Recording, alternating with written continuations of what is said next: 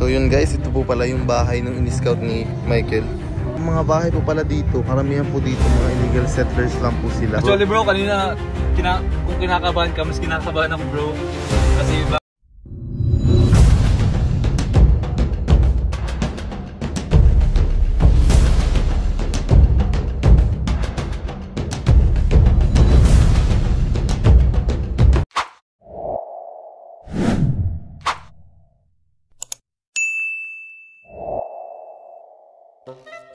oh yun, so what is up po? Welcome back to my YouTube channel po, Coach Helbit po. Kung di ka po nakapag-subscribe, subscribe na po kayo. Hit the notification bell button po para lagi po kayo updated sa ating mga upload.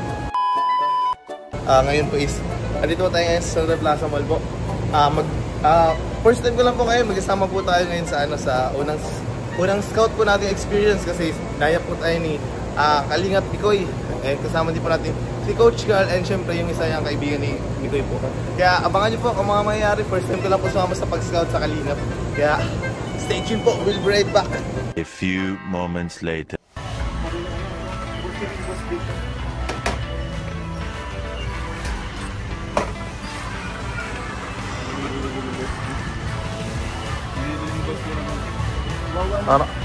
Parang tom yun yung mga bilibili ng boss niya.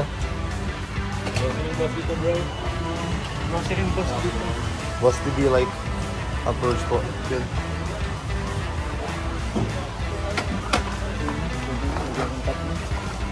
Nakakot talaga. Yan.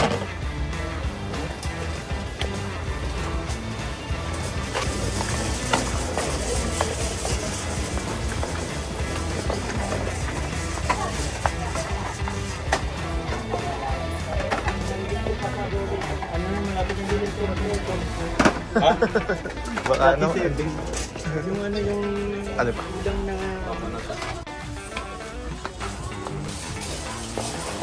Ito oh. Ano to? Chili mansi. Chili mansi. Pwede yung kay Boss D.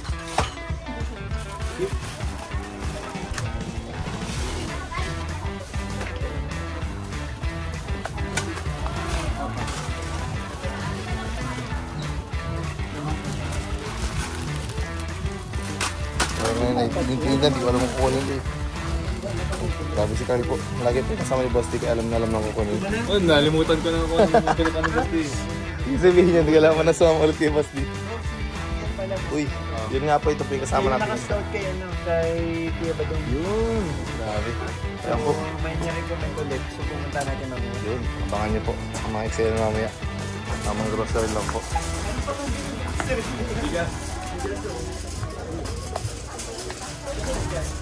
Ano? Mga biscuit bro. Ako meron na ako. Saan ka nag-scout? Kung pakaling nila ka ng pinagyan. Spaghetti, Salpino, Nutella. Pagkakasama natin sila boss, hindi sila papagyon. Alam natin mga bibili natin. Ngayon tayo ganito lang. Ngayon lang ako nakasama kaya. Ngayon lang ulit. Ano? Ay, ito yung plain lang. Plain. Plain lang yung pizza.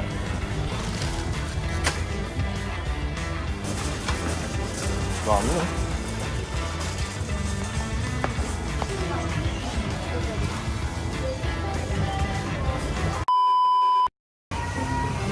Ano yan bro? Ano yan bro? Ang sarap nito. Ego, sarap. No. Basta din naman yung presyo niya, 1 liter.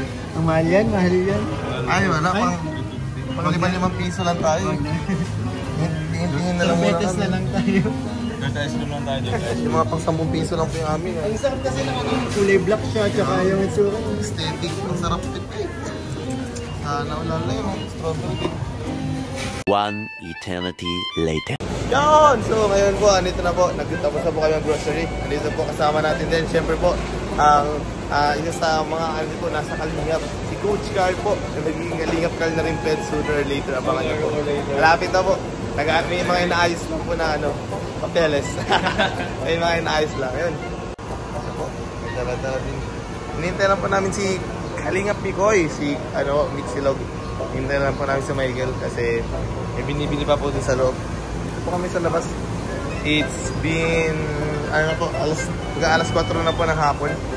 Then wait na po kami kung saan kayo pupunta. Kaya stay tuned.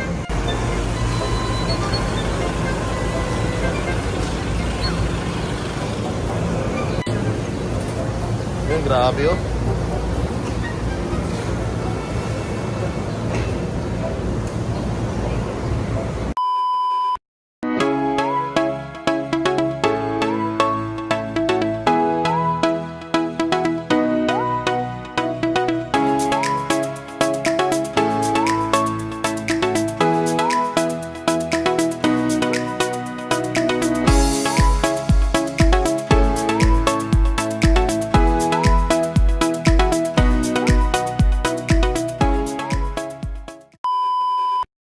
So guys, andito na tayo ngayon sa ating pupuntahan.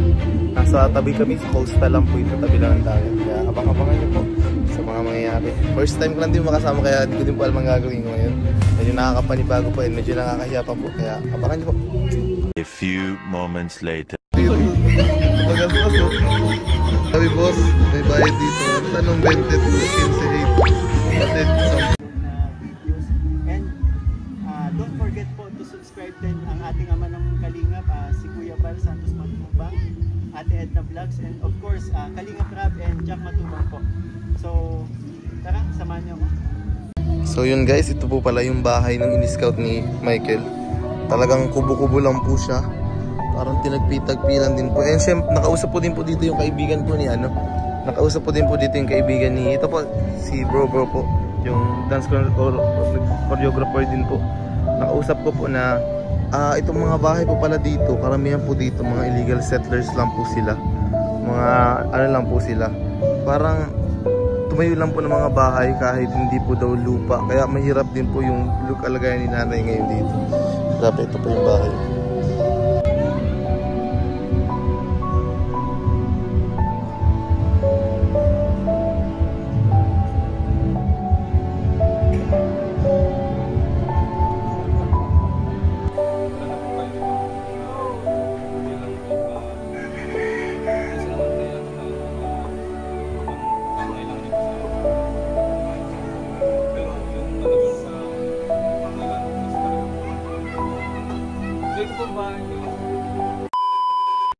Kasama pa natin si Oyang. Oyang. Oo, pwede. Miss mo na si Mumbai? Oo. Di ba dito ka lang din malapit? Ha? Sa malapit ka lang din? Lapit lang. Oo. Sa? Doon ta, inom. Nandun. Dati ito din mga dating natulungan din po ni Kuya Rab. Ang partner po dati ni Bombay. Ako ni Buti Manero Rab.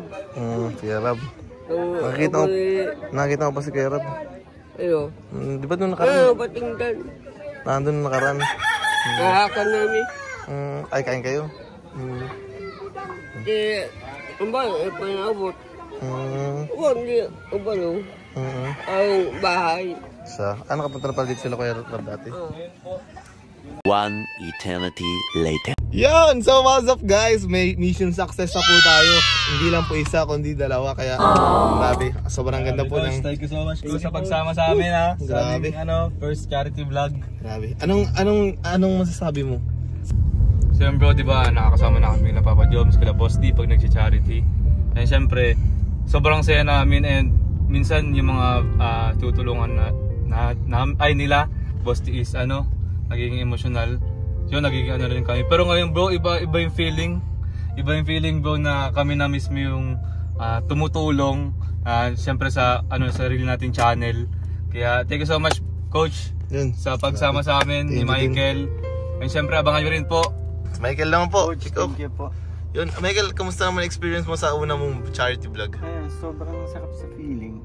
Bali, kasi, yun nga, katulad na sinabi ni Carl na yung pagsama pa nga lang namin kila Kalingap Dan, kila Papa Joms, sobrang saya na namin. Paano pa kaya yung kami na mismo yung nakatulong, di ba? Oh, grabe. Grabe, ang sarap sa feeling. Tapos tawag dito. Ang pa kasi, nakakaano kanina na yung tinulungan ko kasi kay dad ng mama ko. Grabe. Talagang kaedad na kaedad. Tsaka parehas na na lang din, isa na lang kasama sa buhay. Nakakatuwa naman kahit nakakatuwa kasi parang nilalagay ko yung situation ko kay Kuya. Anong pangalan ng ni Kuya? Oo. Limot ko pulot pulot kasi yung palayaw niya. Ano? Pulot. Pulot? Nilalagay ko yung situation niya kasi yun nga, hindi niya iniiwan si nanay, 82 years old, tapos silang dalawa lang magkasama, ama at anak, di ba? Grabe nga. Yun, hindi ka naman kinabahan? Actually kinabahan ako, syempre first time ko to. In-expect ko kasama ko si Boss D o kaya si Papa Joms sa unang pag-charity vlog ko, pero since nasa Manila nga sila, buti na lang nandyan kayong dalawa. Ano? So yun kasi in-expect ko sila kasama ko, mag-guide nila ako, pero all goods naman. Okay, ganda, smooth nga, ang ganda. Bro, nakaraos ang ano natin, bro.